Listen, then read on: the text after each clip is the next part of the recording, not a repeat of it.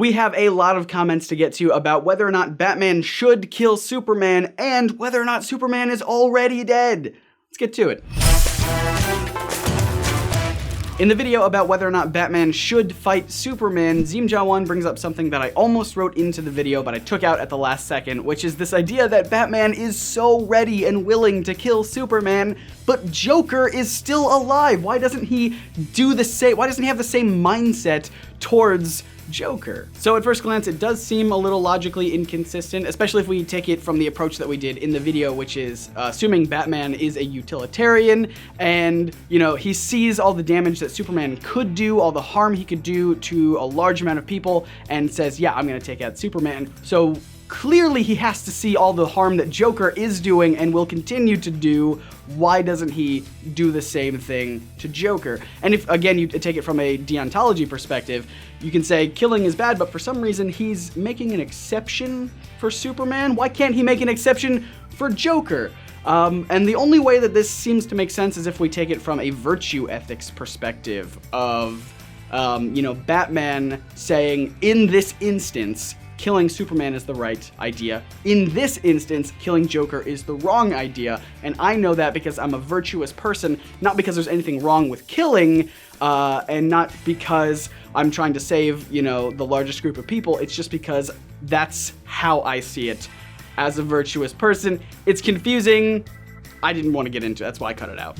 Nano14LOL writes a very simple, straightforward comment, but it has a lot of complicated ethics behind it. So in Batman v Superman, it looks like Batman is not punishing Superman for what he did in Metropolis in Man of Steel, but rather what he might do in the future. So you could consider this pre-punishment, the idea that you're punishing someone before they commit a crime. And you know, most of us would say, no, that's a terrible thing. We don't want to do that, which is why it kind of seems weird that Batman would get on board with this. I really do want to dedicate a whole episode to this. Another great example is the helicarriers in Captain America Winter Soldier. When Captain America, you know, they have this algorithm that can go around and find criminals before they do any harm and take them out. And Cap says, you know, I thought the punishment usually came after the crime, to which Nick Fury responds, we don't have time to wait that long. So if this is an episode that you're interested in seeing, let me know in the comments. We might do it in a future video. As for all of the trolley experiments, a couple of you guys said that you would throw yourself in front of the trolley to save the 5 people, not have to harm somebody else in the process.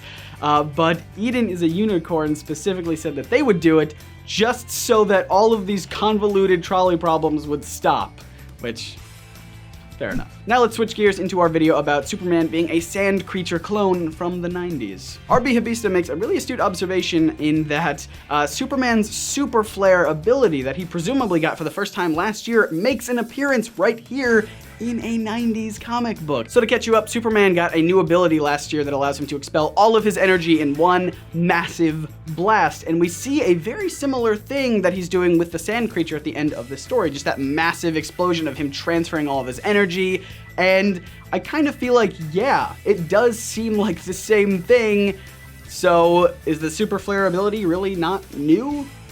Dan Scantland and just a bunch of people talked about how if Superman transferred his consciousness and everything he is into the sand creature, then the sand creature isn't a clone of Superman, it is Superman. And I want you guys to know that the entire reason that I put in that panel where Clark Kent is questioning, if I'm not Superman, then am I not Clark Kent? And if I'm not Kent, then who am I? What am I? It was specifically to explore this idea, to kind of tease a little bit and see if you guys were interested in this concept. If you remember, I had a Cyborg video that would have explored this a couple months back, but I ended up not doing it, so I don't know, maybe I'll brush it off, see what we can do. Kieran Ben Clarke introduces an entirely new fan theory into this, which is that all of 90s Superman is a hallucination by Brainiac.